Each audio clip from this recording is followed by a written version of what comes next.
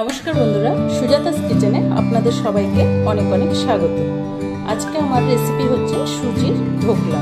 খুব অল্প সময়ে স্পঞ্জি সফট একটা সুজির ধোকলা আপনারা ঘরে কিভাবে বানাবেন সেই রেসিপি আজকে আমি আপনাদের সাথে শেয়ার করব। তো চলুন এই স্পঞ্জি সফট সুজির ধোকলাটা কিভাবে বানিয়েছি একবার আপনাদের সাথে শেয়ার করব। নমস্কার বন্ধুরা, আমি সুজাতা, আপনাদেরকে সুজাতাস কিচেনে অনেক অনেক স্বাগত।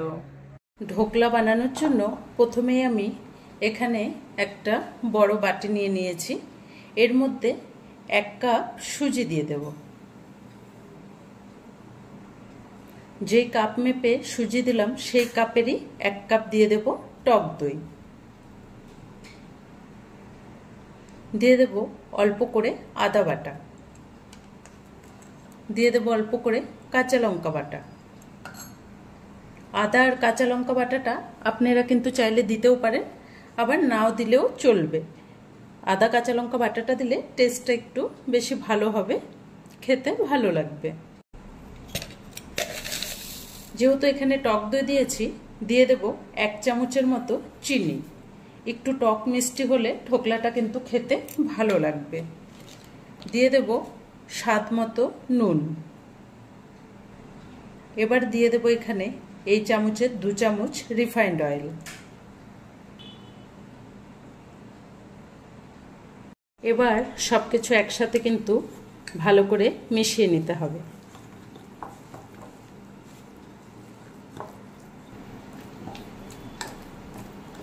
মেশানোর পরেও এখানে কিন্তু ব্যাটারটা আমাদের একটু ঘন লাগছে, তো এর মধ্যে সামান্য অল্প করে কিন্তু জল দিতে হবে। ব্যাটারটা কিন্তু আরেকটু পাতলা হবে। ব্যাটারের মধ্যে ঠিক অল্প করে প্রথমে জল দিতে হবে। জলটা এখন আমি 1 চামচের মতো দিলাম, দিয়ে ভালো করে কিন্তু মিশিয়ে দিতে হবে।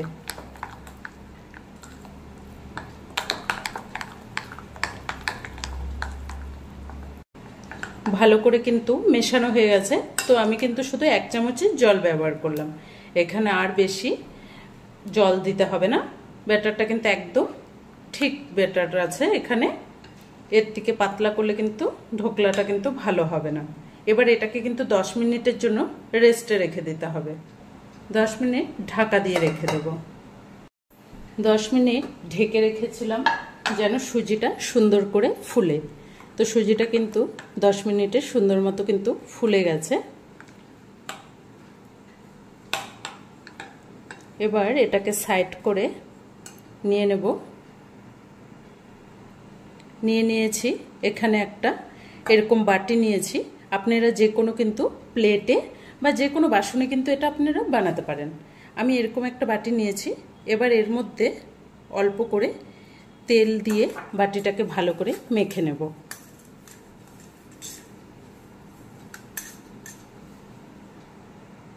বাটিটাকে সুন্দর করে তেল দিয়ে মাখিয়ে নিলে ধোকলাটা কিন্তু খুব সুন্দর উঠবে। এবার আমি এই ধোকলার ব্যাটারটার মধ্যে দিয়ে দেব এরকম একটা ইনোর প্যাকেটে পুরো ইনোটা। এবার এতে 1 চামচের মতো একটু জল দিয়ে দেব। 1 চামচও দিতে হবে না, তো সুন্দর করে কিন্তু ইনোটা অ্যাক্টিভেট হওয়ার জন্য। ইনোটা দেওয়াতে কিন্তু আমরা একদম সাথে সাথেই কিন্তু এই ধোকলাটা বানিয়ে নিতে পারবো। কতটা সুন্দর ইনোটা দেওয়ার পরে একদম কিন্তু দেখুন ফুলে একদম ফ্লপি টাইপের হয়ে গেছে। এটা কিন্তু দেওয়ার সাথে সাথেই কিন্তু আমাদের বানিয়ে নিতে হবে। এখানে আমি বাটিটা দিয়ে দিলাম। এর মধ্যে পুরো ব্যাটারটা কিন্তু দিয়ে দিতে হবে।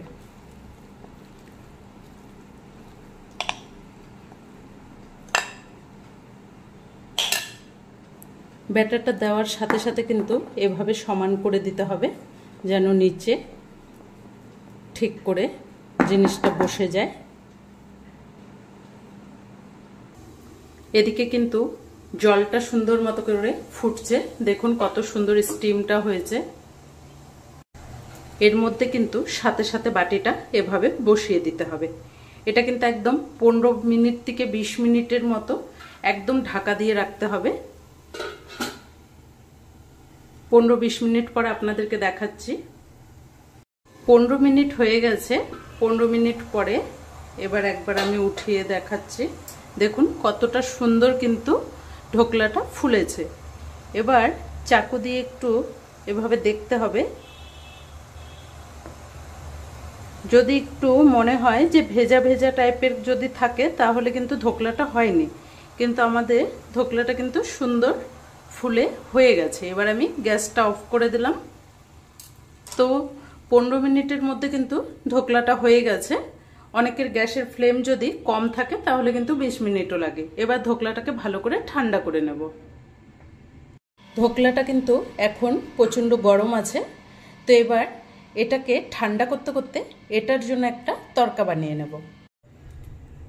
ঢোকলার তরকা বানানোর জন্য এখানে আমি 2 কাপের মতো রিফাইন্ড অয়েল দিয়ে দেব।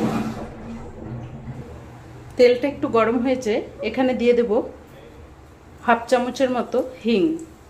ঢোকলাটার মধ্যে হিংয়ের ফ্লেভারটা কিন্তু খুব ভালো লাগবে। দিয়ে দেব এখানে অল্প করে সরষাটা একটু ভেজে নিয়েছি। 1 সেকেন্ডের মতো একটু ভাজলে হবে। এখানে দিয়ে দেব বেশ কিছুটা কারি পাতা। কারি পাতার সাথে দিয়ে দেব এখানে 3-4টে ফাটিয়ে রাখা কাঁচা লঙ্কা। এটা দিলে কিন্তু ঢোকলার ফ্লেভারটা খুব সুন্দর আসবে।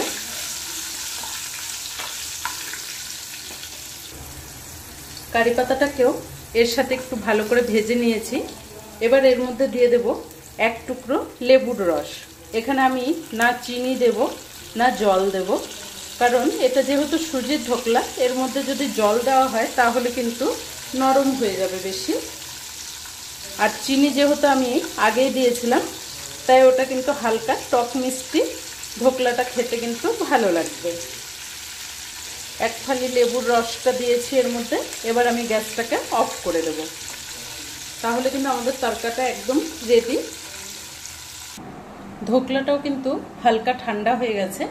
এবার আমি এটাকে কি করব, চাকু দিয়ে একটু এবার সাইড দিয়ে এভাবে ঘুরিয়ে নিব।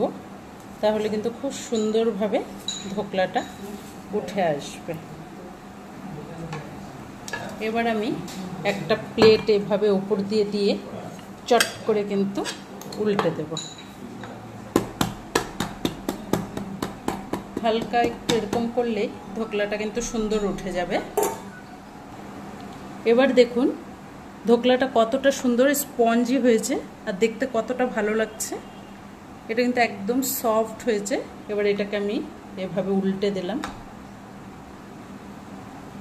এবার দেখে বুঝতে পারছেন কতটা সুন্দর কিন্তু আমার ঢোকলাটা হয়েছে।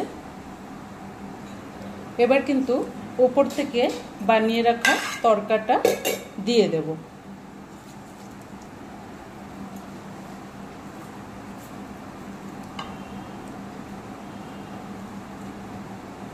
এই তরকাটা দিলে ঢোকলাটা কিন্তু খেতে আর ফ্লেভারটাও খুব সুন্দর আসবে। এবার আমি ঢোকলাটাকে পিস পিস করে কেটে নেব।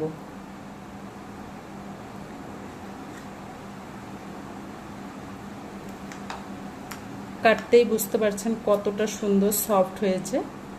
আর এই সুজির ঢোকলাটা কিন্তু খেতেও ততটাই টেস্ট লাগে।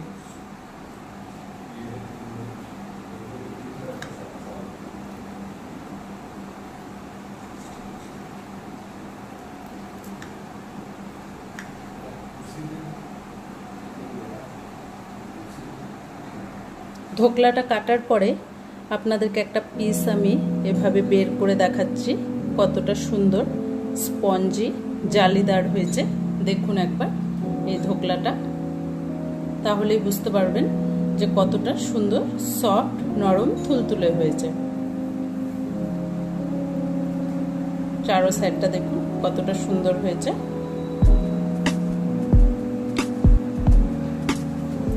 তো আজকের এই ঢোকলা রেসিপি আপনাদের কেমন লেগেছে কমেন্ট করে অবশ্যই জানাবেন। যদি ভালো লাগে চ্যানেলটাকে একটা লাইক দিয়ে অনেক অনেক শেয়ার করে দেবেন। ধন্যবাদ।